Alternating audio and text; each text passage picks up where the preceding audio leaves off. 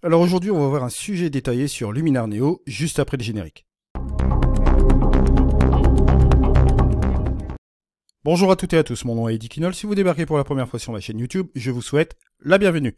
Ici, on parle de post-production traditionnelle et créative sur les logiciels de post-production. Et bien évidemment, on parle de photographie en règle générale. Ce dossier sur ce sujet détaillé sera divisé en deux parties.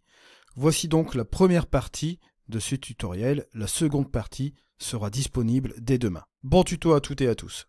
Alors aujourd'hui, on se retrouve sur un sujet détaillé sur Luminar Neo que je tenais à vous faire. On va tout simplement aujourd'hui, en premier lieu, procéder comme suit. Je vous propose de post-traiter une photo de longue exposition sur GoDrevi avec une dynamique, comme vous le voyez ici, assez intéressante. Vous voyez que vous avez une forte différence entre les hautes lumières et les ombres. Donc, ce qui nous donne cet histogramme-là, avec bien évidemment les tonalités ici qui viennent plus se rapprocher au niveau des ombres et du point noir. Si j'active ici l'écrêtage, on voit que bon, ici, à la prise de vue, bien évidemment, on voit évidemment que bon, on n'a pas de pixels cramés sur l'ensemble de l'image. Et comme vous voyez une légère cloche ici au niveau des ombres, d'accord, au niveau point noir et ombre, on voit que ça n'écrète même pas non plus. Donc ce qui est plutôt une bonne chose au niveau de cette exposition, bien sûr, que nous allons retravailler ici. Alors la première chose que nous allons faire, comme vous le savez déjà, bon, on peut tout simplement aller dans le développement RAW, et la première chose bien évidemment à faire, c'est de faire une correction ici de la distorsion automatique, bon, aberration chromatique, etc. Ensuite, bien sûr, on va corriger les tonalités. Vous avez une possibilité ici, et c'est ce que je vais faire, je vais tout simplement dégager mes ombres, un petit peu comme cela, et je vais baisser un peu mes hautes lumières. Voilà, je vais essayer de trouver un équilibre juste comme ceci. Cette fois-ci, bon, on va jouer là-dessus, d'accord? On ne va pas utiliser l'accent AI pour ceci, pour retrouver l'exposition. Je vais simplement jouer comme cela. Je vais laisser un petit peu de marge ici au niveau du point noir et un petit peu sur le point blanc ici. Je garde le profil luminaire par défaut. Pas un problème, je pourrais très bien prendre un profil de ma caméra, mais je garde le luminaire par défaut. Et je ferme le développement RAW bien sûr, et là c'est là où j'en viens, on va prendre l'amélioration AI. Alors, ici, on pourrait très bien utiliser l'accent AI sur l'ensemble de l'image. Vous voyez, juste comme ceci. Ça peut faire un complément de ce que j'ai fait préalablement au niveau des tonalités. Vous voyez, on retrouve ici pas mal de choses au niveau de l'image, ouais, pourquoi pas. Ça peut être l'idée. Mais moi, je ne veux pas utiliser ici l'accent AI sur l'ensemble de l'image, je vais l'utiliser localement. Pourquoi?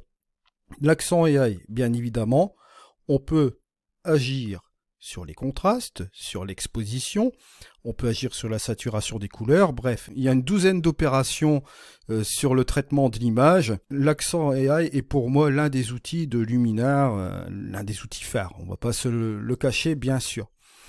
Alors moi, ce que je vous propose aujourd'hui dans ce sujet détaillé, c'est d'utiliser le masquage. On peut très bien utiliser le masquage AI, ça va nous aider bien sûr, bien évidemment. Mais ce qu'on peut faire aussi également, c'est utiliser le dégradé radial. Le dégradé radial, vous le connaissez, vous devez tout simplement activer un petit cercle comme ceci. Vous pouvez bien sûr changer sa nature, le rendre de manière ovale. Le rouge ici, bien sûr, que se passe-t-il? C'est l'endroit où cela va être affecté au niveau du masquage AI. Mais si je l'inverse, on va venir ici sur ce cercle, bien sûr. Alors, si je reviens sur l'ensemble ici des gradients radiales et si je viens sur l'action du masque, je peux l'afficher. Et là, vous voyez qu'on a cette action ici. Vous voyez, il y a quelque chose d'intéressant ici. Je peux très bien effacer cette chose-là et revenir ici sur mon masquage avec mon dégradé radial. Là, je vais reprendre ici mon radial. Je vais faire cela comme ceci. Je vais l'inverser, bien sûr. Et je vais regarder la manière dont ça va se faire ici avec la progressivité que vous voyez là. Donc, ce que je vais faire tout de suite, c'est revenir, hop, nécessairement sur cette partie-là. Je vais réduire ici en partant de l'intérieur. Et bien évidemment, on va garder cette partie ici. Je reviens, d'accord. J'enlève l'affichage. Je reviens sur mes ajustements. Je monte l'accent, bien sûr, AI. Et là, on va pouvoir interagir selon une torche, comme vous le voyez là, d'accord, sur cette partie-là. Vous allez me dire très bien, si je veux bien sûr interagir de la même intensité 22 partout dans l'image, je peux éventuellement repartir dans le masquage, reprendre ce dégradé radial, par exemple remettre encore de nouveau ici en inversant un autre dégradé radial que je vais mettre tout simplement ici. Vous voyez? Par exemple sur le fond. Voilà, je vais bien le déterminer, on va le mettre ici sur cette partie-là. Si je reviens sur mes ajustements, si je fais mon avant-après, on a interagi sur ces deux parties-là. La preuve en est, au niveau du masquage, si je viens ici sur l'affichage, vous voyez qu'on a cette partie-là et cette partie-là qui est affectée. Bon, ça c'est dans le cadre où on veut par exemple utiliser la même intensité à 22, bon ici dans le cas, hein, vous pouvez l'augmenter bien sûr ou le baisser, hein, vous voyez ici clairement, mais vous allez interagir avec la même intensité, bien sûr, sur ces deux parties-là du masquage. Si vous voulez aussi changer la nature du masquage, vous pouvez prendre l'outil pinceau et changer l'adoucissement ou l'intensité bien sûr, effacer certaines parties. Il est possible de le faire, regardez, bon, si vous décidez par exemple d'utiliser un adoucissement à 21 et d'effacer bon, cette partie-là, bon, c'est pas le bon curseur, c'est l'intensité, pardon. Si vous décidez de prendre par exemple le 51, regardez, vous allez enlever une petite partie là avec le pinceau, vous voyez, progressivement, avec l'intensité 51, ce qui fait qu'il vous restera une trace bien sûr ici. Si vous baissez encore l'intensité, bien évidemment, regardez, ce sera encore beaucoup plus doux, vous voyez, on va laisser une petite partie là à l'intérieur. On va enlever une partie bien évidemment du masque, mais ce sera toujours présent. Mais vous voyez qu'en enlevant ici cette partie là, si je clique plusieurs fois sur le même endroit, une fois je clique, je relâche, je clique, je relâche, je clique, je relâche, j'enlève à chaque fois une intensité de 11 sur le masquage. Ça, faut le savoir. Vous avez cette possibilité là, bien sûr, si vous voulez jouer et rectifier votre masquage ici en règle générale. Mais, je reviens ici en arrière, j'efface tout. Si vous souhaitez utiliser une intensité différente sur chaque masque, il vous suffit tout simplement d'utiliser plusieurs fois le même outil. Préalablement, ce n'était pas possible, maintenant c'est bien sûr possible, et je vais vous montrer comment on va le faire ici. Vous prenez bien sûr votre masquage, on va prendre toujours le dégradé radial. Voilà, on va l'inverser pour cibler l'intérieur, bien sûr. Je vais prendre tout simplement ici, hop, ce dégradé radial. On va le mettre tout simplement sur le fond, bien sûr, voilà. Et on va le gérer ici comme cela. Je reviens en arrière. Il est toujours affiché.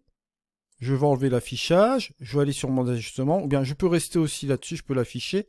Et aller sur mon ajustement. Dès que je vais sur mon ajustement, bien sûr, l'affichage du masque s'efface pour laisser place à la photo, bien sûr, pour pouvoir voir ce qu'on fait, bien évidemment, sur cette photo en règle générale.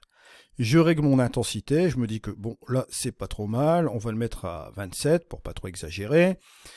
Je ferme cette amélioration. Je l'ouvre à nouveau bien sûr, et là je retrouve mon outil amélioration à 0, je peux reprendre mon masquage, je reprends un dégradé radial, je peux tout simplement ici inverser mon dégradé radial, je fais cela, bien sûr, bam, je le mets on va dire juste comme ceci, voilà, on va prendre cette partie là, on va ici tout simplement revenir sur cette partie de dégradé radial. Je peux afficher, bon, pour voir où j'en suis. Je peux reprendre par exemple mon pinceau et me dire que je vais effacer une petite partie ici à l'intérieur pour pas que ce soit un petit peu trop violent, hein, pour que ce soit un petit peu plus léger ici à ce niveau-là, vous voyez. Je peux affiner mon masque sans aucun problème. Je reviens ici, je reprends mon ajustement et là cette fois-ci, regardez, hop, je vais utiliser mon accent avec une valeur différente, par exemple à 16. Je le ferme, juste comme ceci. Je vais dans mes modifications, regardez, avant, après bien sûr, si je vais en arrière bien évidemment, avant, après sur cette chose-là, si je reprends sur le développement en haut, et si je reprends après sur les deux améliorations, hop, vous voyez ce qui s'est passé sur ces deux choses-là.